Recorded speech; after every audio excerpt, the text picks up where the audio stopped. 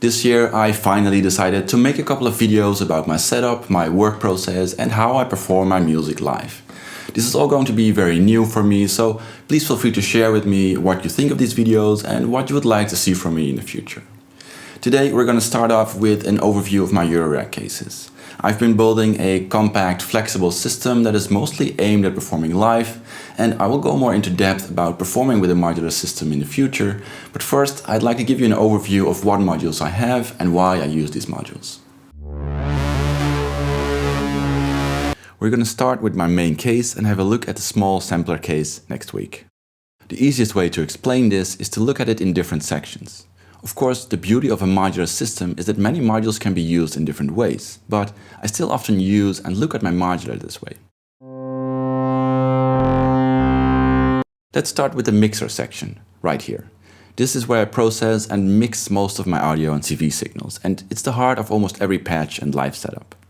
The core of it is the Intellijel LINIX, which is a straightforward 6-channel VCA, but it has an efficient summing system where every channel that has not been patched elsewhere is mixed to the sum output. This way you can use it as 6 independent VCAs, but in example also as a 3-channel mixer, 2 independent VCAs and a separate attenuator. This is one of the first modules I bought, and having this amount of mixing and VCA capability is something I can really recommend. It opens up possibilities for creative patches and signal routings for live setups. Next to it are 2 triads. Simple modules that can mix, attenuate and invert signals. They work with both CV and audio, and in live patches I often use these to control essential parameters such as signals going to filters or quantizers creating melodies. This module is a simple passive quad attenuator I built myself. Unfortunately, I didn't solder it too well, but having extra attenuators is really useful. I actually counted before this video and there are close to 30 inputs without attenuators in my cases. And these are all worth attenuating most of the time, like inputs on the Basimilus Iteritas Alta or the FM and pulse width control on the Dixie, an example. Finally, we have a unity mixer from Malleko with a switch so you can choose between dual 3-to-1 or a single 6-to-1 mixer. This also works with both audio and CV, and it's very useful to have a few extra mixers around. The reason I went with mostly Intellijel here in this section is not only because they are solid well-built modules, but also because they have all the knobs on the top, which makes it easy to control the main flow or routing of a patch without getting stuck into patch cables. Next up are the sound sources. My first oscillator is the Dixie 2. It's a simple analog VCO with clean FM and very good tracking, which was important to me because I like to hook up a full-sized piano controller to my modular sometimes. To extend the range of sounds, I bought the Synths Black Wavetable VCO. This is a fully digital wavetable VCO. It has a selection of morphable wavetables, and highlights from me are the organ-type sounds and some of the wavetables that work really well as low rumbling drones. What I think is also pretty unique is the fact that it has a sub-oscillator 1 or 2 octaves below the normal output that has the same morphing wave shape as the main output, and not just a square wave. Mixing those 2 outputs and then putting them through a wave folder gives really nice results. Finally, this is the Expert Sleeper's Disting Mark IV, I think, correct me if I'm wrong. And it's actually a digital module with a huge amount of programs. It can function as a delay, LFO, quantizer, rectifier and a lot more. The reason I show it now is because in my videos I mostly use this as either a sample player, which it's very capable at, or as a third oscillator, often mixing it in with the Dixie. Another great feature I use all the time is that you can use it as a silent tuner. That actually saved my live shows quite a few times. Also sound sources are the drum modules here on the right. The Tiptop BD808 is a simple 808 clone. I like it because it's nice to have a solid go-to kick that sounds good on any sound system. I've used it on big and smaller systems and I can always dial up a solid kick. The Basimilus Iteritas Alta is a lot more complex.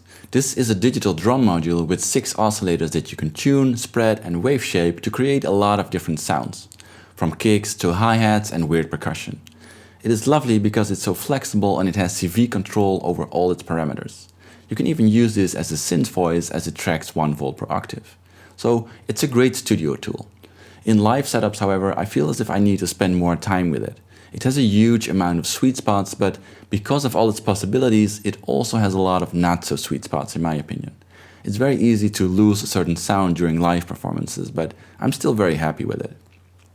Lastly, this is the MFB open and closed hi-hat and cymbal module. It's a lot of sounds for the money, and just like the kick, it's nice to have go-to hats with direct control.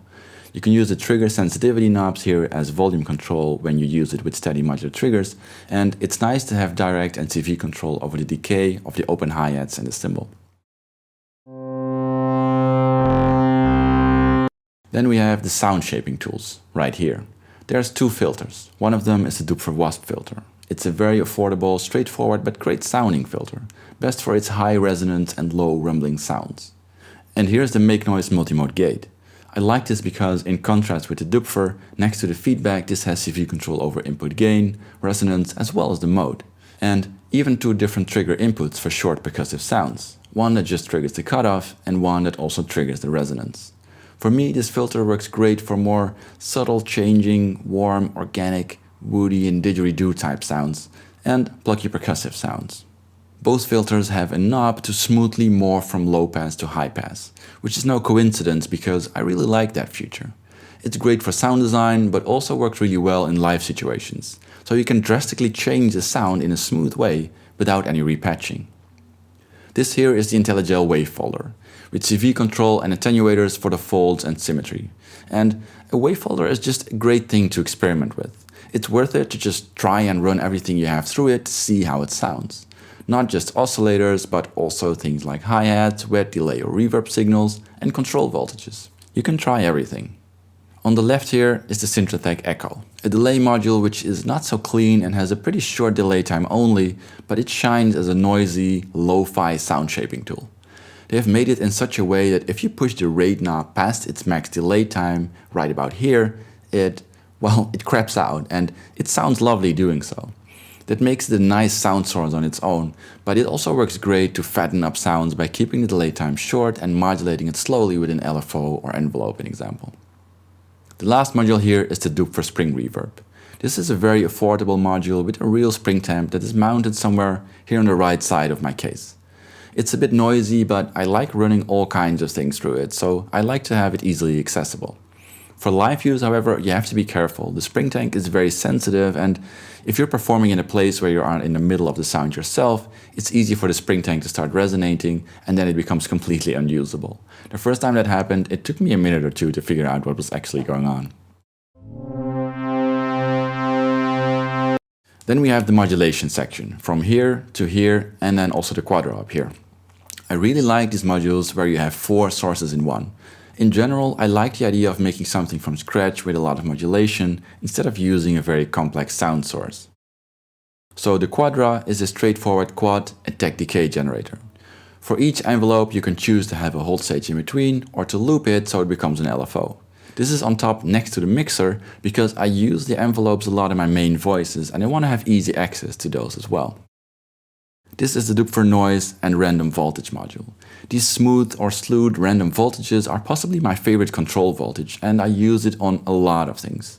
The rate on this module does not go as slow as I wish it went when I bought it, but in some ways it's very musical. I use it a lot on filters or to create melodic sequences. The Doepfer Quad oscillator is also one of my first modules, and I still love it. It's a small modular in its own and a source for many things. The most important thing here is that all 4 oscillators have 2 CV inputs, one even with an attenuator.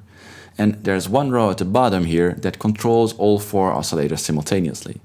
That makes it possible to cross-modulate and create heavy drones and wild control voltages. I also find these are actually very tunable in VCO mode, as long as you have a bit of patience and stay within about 1 octave when you're sequencing them, because the tracking is actually pretty bad. And here we have the voltage-controlled Slew processor. And this one is harder to explain, so I'm not going over its functionality. It's very similar to one channel of MADS or a make noise function. You can use this to modify audio and CV, and it can function as a slew limiter, filter, sound source, envelope, LFO, trigger delay, and many more things.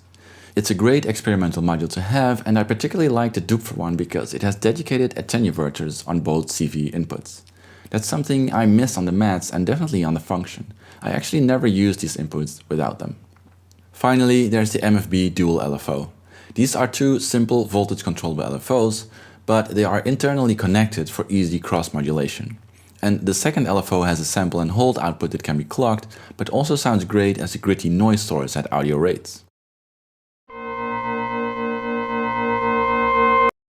Lastly, there are a few utilities shadowed across the case. Top left we have the Synthrotek Power, which I chose because of the USB output, so I can easily connect my Korg SQ1 or BeatStep Pro. This is a clock divider. This one has a switch to choose between divisions. You have 2, 3, 4, 5, 6, 7, 8, 2, 4, 8, 16 and so on, but also prime numbers. This actually works well in live shows. It can be a great effect when you change the rhythm of a whole series of triggers with just one switch. Here is the Doepfer dual quantizer. I picked this one simply because it's 2-in-1 and I mostly use 2 melodic voices in my setups. But it's pretty limited otherwise. I really don't like that the minor scale is not actually a minor scale on this one, but there are ways to work around that. We have a simple dual sample and hold over here to create more random voltages, and last but not least an external input here.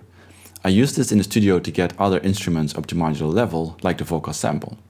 It's a bit low quality, but also really works well as an overdrive or distortion module. I use it a lot in combination with percussion from the Basimilus Iteritas Alta. And yeah, that's it. That's everything in my main case. Next week I will talk about my small sampler case, which is going to be a shorter video. If you like these videos, if you want to see more, or if you have questions, please let me know in the comments. If you're interested in supporting my music or these videos, please have a look in the description for different ways you can do that. Most important though, thanks for watching and hope to see you soon.